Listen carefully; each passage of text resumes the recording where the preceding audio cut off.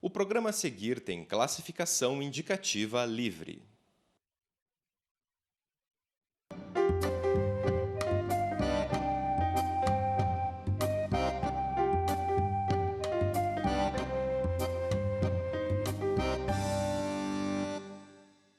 Olá, estamos novamente com você no programa América Latina Viva. O programa América Latina Viva é um programa de entrevistas da Casa Latino-Americana em parceria com a TV da Universidade Federal do Paraná. O nosso tema de hoje aborda a questão da soberania e segurança alimentar na América Latina. Abordando este tema, nós temos a nossa convidada, colega, professora da Universidade Federal do Paraná, Departamento de Nutrição, doutora Islândia Bezerra. Islândia, é uma satisfação recebê-la no nosso programa América Latina. Você que tem uma trajetória bastante interessante, multidisciplinar, você tem a sua graduação em nutrição, depois a sua especialização em saúde pública, mestrado e doutorado em ciências sociais lá no Rio Grande do Norte, né? E desde 2008 você é nossa colega aqui no Departamento de Nutrição da Universidade Federal do Paraná. Além de tudo isso, não bastasse isso, né? Você tem uma inserção latino-americana desde a questão da escola da agroecologia, né? Estudos de nutrição e de soberania e segurança alimentar no contexto rural. E neste ano, né, ultimamente, você esteve no México, né, com uma inserção cultural e profissional e intelectual bastante interessante. E, inclusive, esse é um dos nossos temas da nossa conversa de hoje. Mas, além de saudá-la, a gente gostaria que você nos contasse um pouco dessa sua trajetória interessante de formação que, né, ocorre lá no Nordeste do nosso país, né, nosso querido Nordeste. Gostaria que você nos falasse um pouco dessa sua formação e por que você foi, né, se adentrando nesse domínio da alimentação e dos problemas sociais, né? Bom, em primeiro lugar, obrigada pelo convite. Realmente é uma satisfação imensa estar participando desse programa, exatamente pelo que ele aborda, pelo que ele contextualiza, problematiza, né? E sim, eu sou nutricionista de formação e tenho mestrado e doutorado em ciências sociais, mais especificamente na linha da sociologia rural, né, onde eu fiz minha dissertação, minha tese de doutorado, que já foi no Paraná, em território paranaense, o campo da pesquisa foi no território paranaense. E essa minha inserção na sociologia rural ela não foi por acaso, né? Quando eu terminei a nutrição, o meu primeiro trabalho, minha primeira oportunidade de atuação foi na Emater, empresa de assistência técnica e extensão rural do Rio Grande do Norte. Né? E isso, para mim, foi como um divisor de águas, literalmente, para eu contextualizar não só a perspectiva do consumo de alimentos, como também da produção de alimentos, né? Entender um pouco mais isso, e naquele contexto do Nordeste, né, onde eu tive a oportunidade de finalmente conhecer o meu estado, que até então eu não conhecia, literalmente, né? Então, eu tive uma atuação por 2 anos na Emater e depois, decidi que era realmente isso que eu queria fazer, trabalhar com o meio rural. E aí uma coisa foi levando a outra. Fiz a seleção nas ciências sociais, na sociologia rural, apresentei um projeto para trabalhar com assentamentos rurais, né, na região nordeste do Brasil. E para mim foi sempre uma grande satisfação, né? Essa descoberta. A nutrição, claro, ela traz uma perspectiva interessante da questão da saúde, da promoção da saúde, como nós somos formados generalistas, né? Que uma formação mesmo pautada na promoção da saúde. Mas que promoção da saúde é essa se você não questiona ou não problematiza os aspectos da produção? E aí eu fui adentrando no meio rural, a questão da produção foi surgindo, e com isso os temas novos foram fazendo parte, né? A soberania alimentar, por exemplo, é um deles. E a nutrição, né, nessa perspectiva que você nos aponta, ela é por excelência interdisciplinar, né? Sim. E certamente os cursos de nutrição têm essa sensibilidade, especialmente na questão da pós-graduação. Pela minha experiência lá no Nordeste, visitando alguns programas de pós-graduação, eu notei, né, especialmente os do Prodema, mas os outros também programas, né, e que eles têm uma inserção assim intencionalmente voltada para um diálogo comunitário, né? Que aspectos você ressaltaria como importantes no caso de pensar a nutrição na perspectiva, e você já apontou alguns deles, antropológica, sociológica, que foi o caso que você acabou assumindo, né, com esse desafio, além da questão da saúde no sentido amplo e ecológico, né? Como é que você percebe os desafios brasileiros e agora latino-americanos, levando em conta essa múltipla dimensão dos aspectos da alimentação?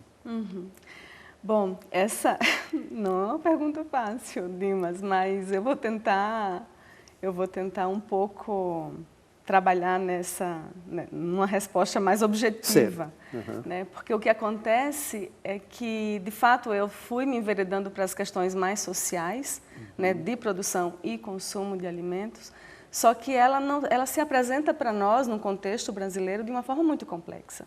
Né? Então, enquanto que você tem, por exemplo, nós temos um processo de reforma agrária, que você sabe mais do que eu, que ainda não aconteceu efetivamente na nossa sociedade, né? E isso implica em produzir alimentos de uma forma que esse alimento é meramente visto como uma mercadoria. Né? Então, desconsiderando todos os preceitos antropológicos, sociológicos, culturais, né?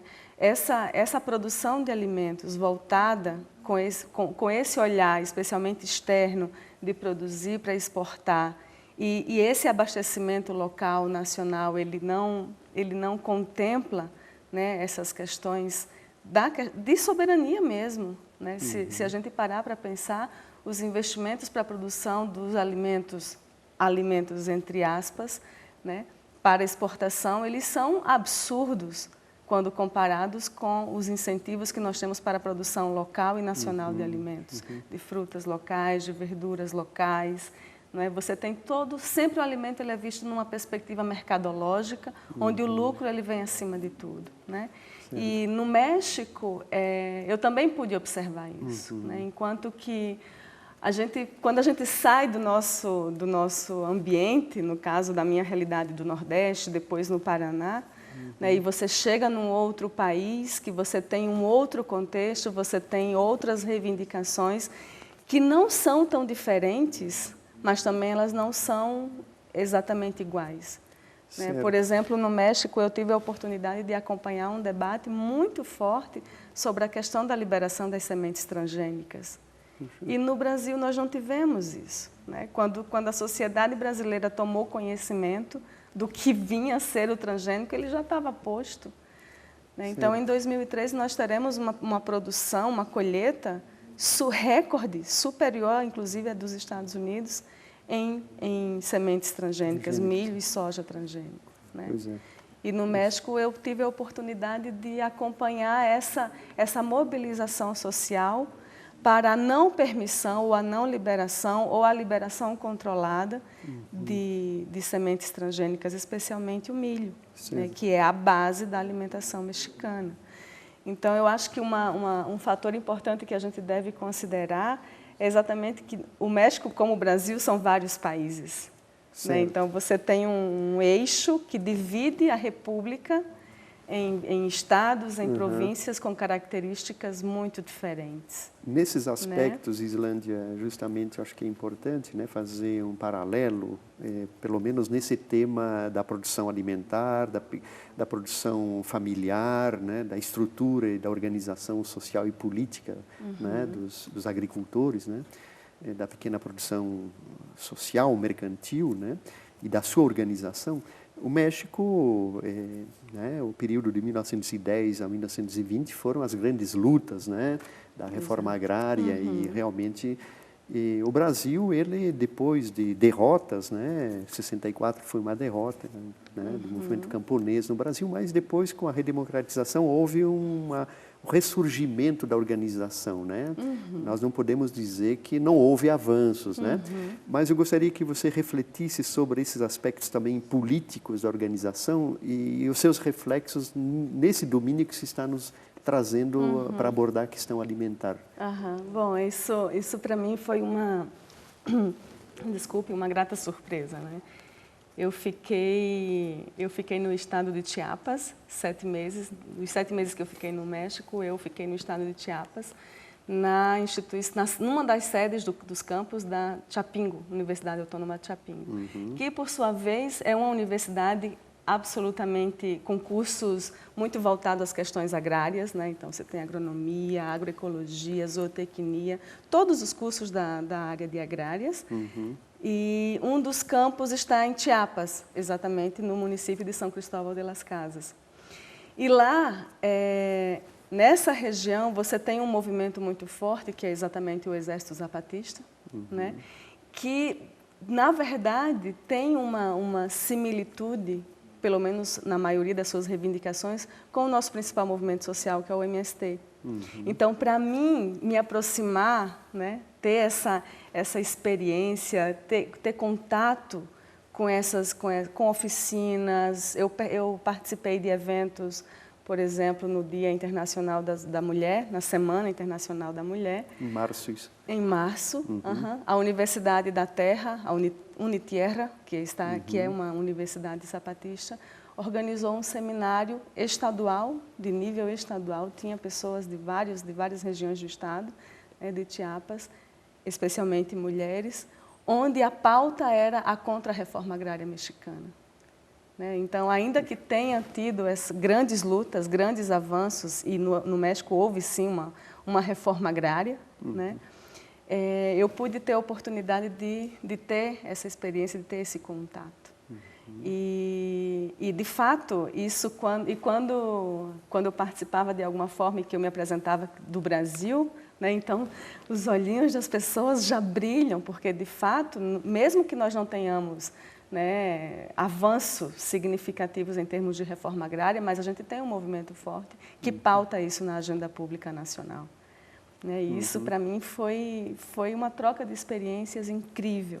Certo. Islândia, nós vamos falar muito mais do México, né? Mas depois, no próximo bloco, então. Ok.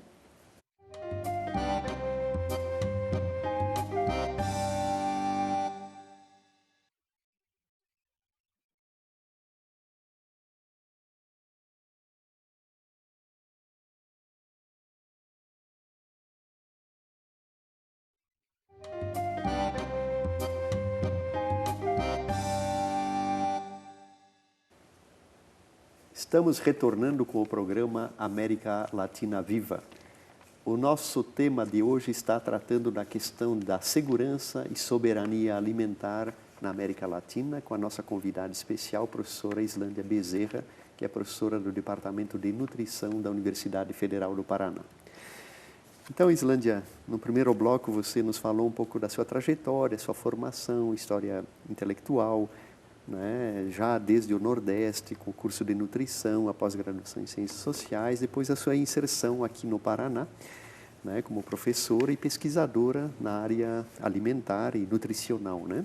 Você destacou a importância de pensar e agir no contexto das dimensões antropológicas, sociológicas e políticas, né, para pensar e agir no domínio da produção de alimentos. Nos mostrou a importância da organização política também para fazer com que a sociedade tenha ganhos efetivos em diversas áreas, né, nutricional, social, né, das condições de reprodução social e humana, principalmente no contexto rural. Você terminou nos falando, no primeiro bloco, da sua experiência no México, né? E nos falava justamente dessa região que também o mundo, né, está com os olhos voltados para lá, que é Chiapas, que fica lá perto da Guatemala, no sul do México, onde você foi num camp lá da Universidade de Chapingo fazer o seu pós-doutorado. Você nos relatou as suas experiências de vivências. Que mais você teria a nos destacar em vários domínios, né, da sua vivência cultural, mas também na sua experiência profissional, né? O que você nos contaria de... São tantos, né?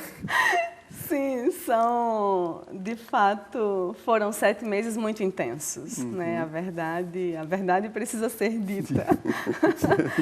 E Chiapas é o último estado da República Mexicana e está exatamente fronteira com a Guatemala, né? E eu tive a oportunidade de viver coisas incríveis, né? Muita gente de toda a parte da República mora, por exemplo, em São Cristóbal de las Casas. É um dos municípios mais bonitos, mais com uma energia, uma carga energética, eles costumam dizer isso, né? Muito intensa. E Chiapas, de fato, ele é um estado onde, exatamente pela atuação do Exército Zapatista, é onde você tem as maiores áreas preservadas no México, por exemplo, de floresta, de selva, a selva lacandona, onde eu tive a oportunidade de fazer a minha pesquisa de campo, foi em uma comunidade que está localizada exatamente na selva lacandona, em uma reserva de biosfera. E como é que ocorre lá a gestão desses bens comuns, né, mais do que recursos naturais, que a gente, né, o recurso natural é visto mais na perspectiva da apropriação econômica, né, de mercado. Sim. Mas essa gestão dos bens comuns naturais, como é que ocorre paralelamente uma organização social e política dos camponeses lá?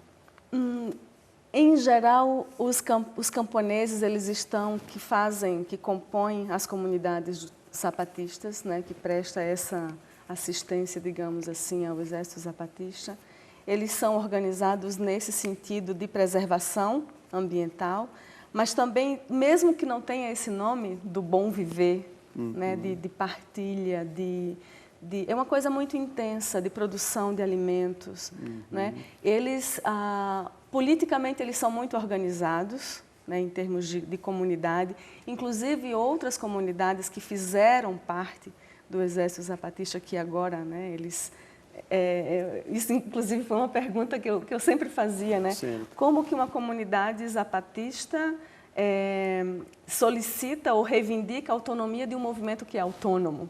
Né? A autonomia da autonomia, como assim? Exatamente, porque eles costumam dizer isso, mas nós entramos no Exército Zapatista para aprender a ser autônomos.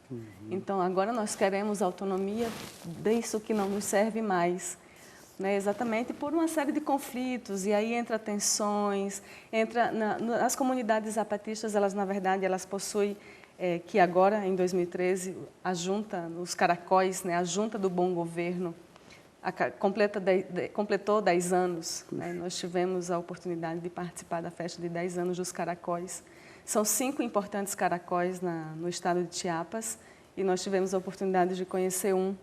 Né? E essa comunidade onde convivem em torno de 800 famílias, por exemplo, né? Você tem uma autonomia em todos os sentidos. Você tem autonomia de educação, são professores da própria comunidade que gerenciam a escola, que planejam a aula, você tem autonomia energética, eles têm o próprio gerador, você tem autonomia de saúde, são as próprias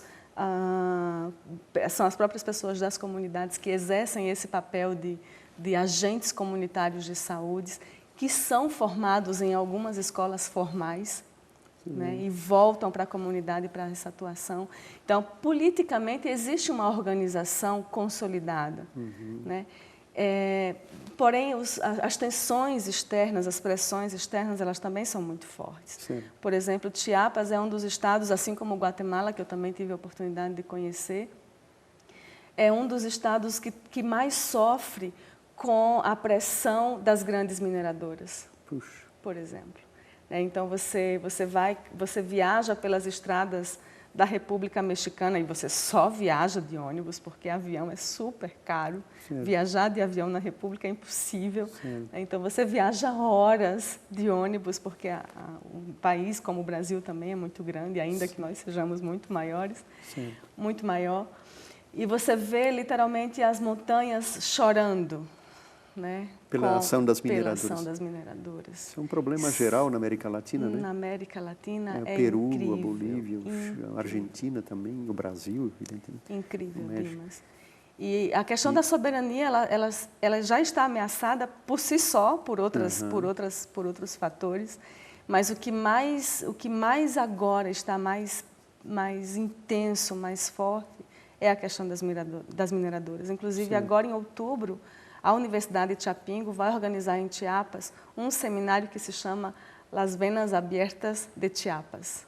Né? Uma analogia a Eduardo Galeano, exatamente para pautar a questão das mineradoras, a agressão das mineradoras em termos de soberania alimentar, de soberania energética, de soberania de tudo, porque eles destroem tudo, ficam os rasgos nas montanhas né, das mineradoras. Islândia, então, você nos relata aí aquilo que, num certo sentido, foi uma proposta do próprio movimento zapatista, que eles não queriam tomar o poder, né, nas velhas estruturas das lógicas, né, do conflito e do confronto via movimento armado para você assumir né, o poder do Estado.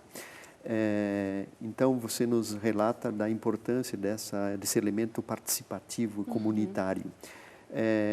O que você teria a nos dizer como aprendizado lá, nessa forma de gerir esses bens naturais, os recursos naturais, a terra, né, na perspectiva da produção alimentar? E se você observou que essa maneira de organização social e política dos camponeses, ela tem chances de manter e garantir a reprodução cultural e social dessa população? Olha, Dimas, se não tem condição, eu não sei o que teria. Certo. Sinceramente, eu preciso acreditar que ainda é uma forma sustentável de garantir a reprodução social dessas famílias, a reprodução alimentar dessas famílias, seja a forma como eles estão organizados. Né? A questão da produção de alimentos, ela é muito grave em algumas comunidades, porque quando se fez a reforma agrária, você distribuiu a terra de uma forma coletiva, né? Só que essas famílias elas foram crescendo, né? Então, quando a terra ela foi repartida, você tinha 40 famílias, hoje você tem 150 famílias morando na mesma propriedade, no mesmo pedaço de terra. Né? E isso gera um fator complicador que é a própria ineficiência. Né? Você tem, por mais que eles sejam organizados coletivamente, e tudo é decidido coletivamente, então você não pode ter mais de 8 hectares para a produção de gado, por exemplo. Né? É isso e acabou.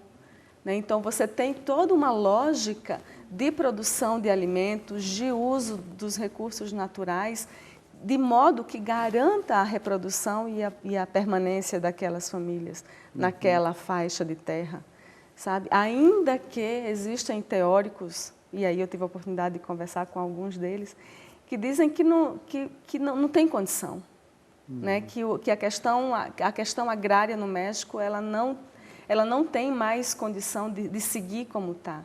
De fato, a reforma agrária ela tem que vir uma contra-reforma. Né? Porque você não tem mais como organizar, especialmente os camponeses, né? E Chiapas, 70% das famílias, da população, está voltada nesse meio rural, nesses pequenos municípios que têm né, essa inserção. Além dessa diversidade cultural e étnica que faz parte, né? Certamente não é só o espanhol que se fala lá, não, né? Não. São línguas indígenas, né? E do ponto de vista jurídico, como é que é garantido o direito à posse ou ao uso da terra? Então, existe, inclusive eles estavam, quando eu cheguei, o artigo 27 da Constituição tinha acabado de ser alterado, né? E aí eu tinha que entender o que é esse artigo 27 que trata da repartição das terras da República Mexicana. Então, teve um ponto que foi muito questionado, que na verdade que ainda está sendo, por exemplo, é a venda de terras para estrangeiros, né, para o capital estrangeiro, pessoa física ou pessoa jurídica, que antes era proibido. Então, a gente entende que, e aí as pessoas com quem eu tive a oportunidade de conversar, que isso na verdade foi um retrocesso, né, porque você tem partes do México, por exemplo, a Península de Yucatán, de Tahumá, do Caribe, parte do Golfo do México, até mesmo Chiapas, eu tive a oportunidade de fazer minha pesquisa de campo em um dos lugares mais mágicos do México, que é o que a gente chama de Laguna Miramar, mais conhecido como a Laguna Miramar, né? Que é uma lagoa de água doce imensa, como se fosse oceano, azul, azul, azul, azul, né? Que quem detém, digamos, o acesso a essa lagoa são exatamente 3 ejidos. Ejidos é exatamente a figura da terra coletiva. Isso, né? propriedades Então, coletivas. das propriedades coletivas. Então, somente 3 ejidos têm acesso a essa laguna, porque ela está exatamente no meio. E uma das comunidades, um desses ejidos, foi onde eu fiz a minha pesquisa de campo, né? Onde eu tive o azar de fazer a minha pesquisa de campo. E aí, um belo dia, eu vou para conhecer a Laguna Miramar. Né? Então, são imagens fantásticas, né? E a gente sabe que agora, justo quando a última vez que eu estive lá em julho, exatamente para dar esse retorno para a comunidade rural, nós constatamos que já se está abrindo uma estrada. Né? Porque, na verdade, a gente vai de carro até uma das comunidades, depois caminhamos 2 horas, se não tem chuva, e quase 4 horas se tem chuva.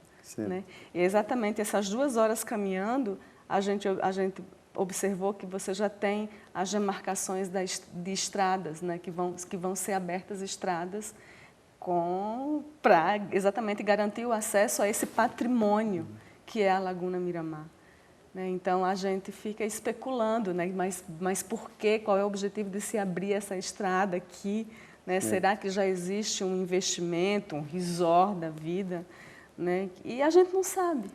Na verdade, nem eles sabem. Provavelmente né? isso vai impactar, né, no contexto daquele bioma e daqueles ecossistemas, mas como talvez a garantia é essa capacidade que essa população tem de reagir e se organizar. Né? Talvez é a única forma de eles poder resistirem a esse avanço desenfreado. Eu acredito nisso. Eu acredito piamente nisso, né? Bom, e fora isso, o México, eu não fui só para estudar, né? Claro. Né? Então, a gente costuma dizer que na universidade o pós-doutorado é um presente, né?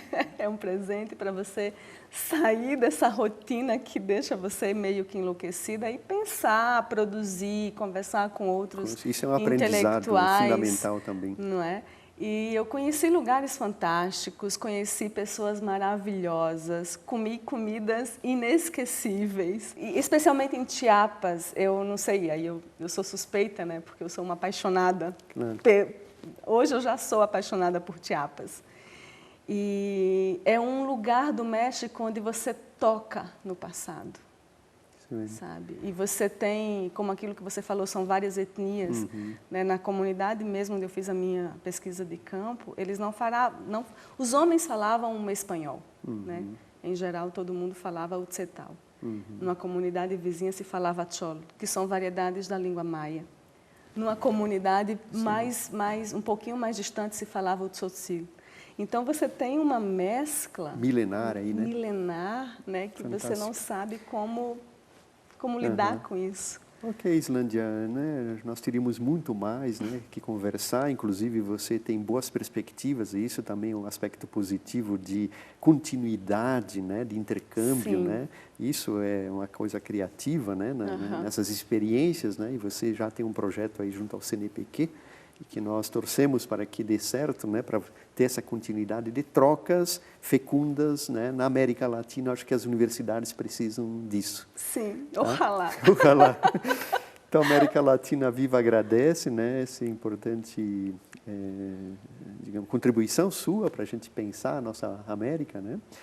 E nós vamos ficando por aqui. Esperamos você na próxima edição. Até lá.